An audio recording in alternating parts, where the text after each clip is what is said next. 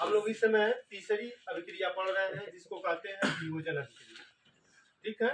वियोजन अभिक्रिया का मतलब यह होता है कि कोई एक अभिकारक होगा, जैसे हमने एक अभिकारक ये लिया है, वह दो भागों में भी टूट सकता है, जरूरत पड़ेगा तो देखिए यहाँ तीन भागों में भी टूट सकता है। यही पहचान है वियोजन अभिक्रिया। ठीक है। वियोजन अभिक्रिया तीन प्रकार की होती है। एक को कहते हैं ऊष्मीय अपघटन, एक को कहते हैं प्रकाश अपघटन और एक को कहते हैं ऊष्मीय अपघटन। किससे कहते हैं? वह रासायनिक अभिक्रिया जिसमें यौगिक ऊष्मा के द्वारा, जब अभिकारक को क्या किया जाए, ऊष्मा दिया जाए, तो दो या दो से अधिक सरल पदार्थों में अपघटित हो जाता है। अपघटित मतलब टूट जाता है, तो उसे क्या कहते हैं? ऊष्मीय अपघटन अभिक्रिया कहते हैं। इसके दो एग्जाम्पल आपके सामने रखे गए हैं। एक है कैल्शियम कार्बोनेट, जिसको हम संगमरमर भी कहते हैं।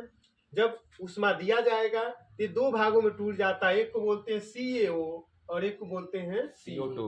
CaO को बोलते हैं कैल्शियम ऑक्साइड और CO2 आप जानते हैं कार्बन डाइऑक्साइड गैस है। गैस हमेशा ऊपर निकल जाता है, इसलिए देखिए एरो ऐसे लगा दिया गया। दूसरा है फेरस सल्फेट, ये टूटता है Fe2O3 में, फेरस ऑक्साइड में, और सल्फर डाइऑक्साइड और सल्फर डाइऑक्साइड में। ठीक, क्लियर हो गया ना? Yes sir. अब दूसरा है प्रकाश अपघटन। तो आपको बस यहाँ ध्यान देना है कि प्रकाश की उपस्थिति में, और प्रकाश किसको हम कहते हैं? सूर्य के प्रकाश को। सूर्य की प्रकाश की उपस्थिति में अभिकारक जब दो या दो से अधिक भागों में टूट जाता है तो उसे क्या कहते हैं? प्रकाश अपघटन कहते हैं। जैसे AgCl है, ठीक है, सिल्वर क्लोराइड। प्रकाश जब इसको दिया जाएगा तो 2Ag में और Cl2 में टूट जाएगा। और तीसरी जो महत्वपूर्ण अभिक्रिया है इसको बोलते हैं विद्युत अपघटन या इलेक्ट्रोलिसिस। ठीक है। विद्युत की उपस्थिति में जब कोई अभिकारक दो या दो से अधिक भागों में टूट जाता है तो उसे क्या कहते हैं?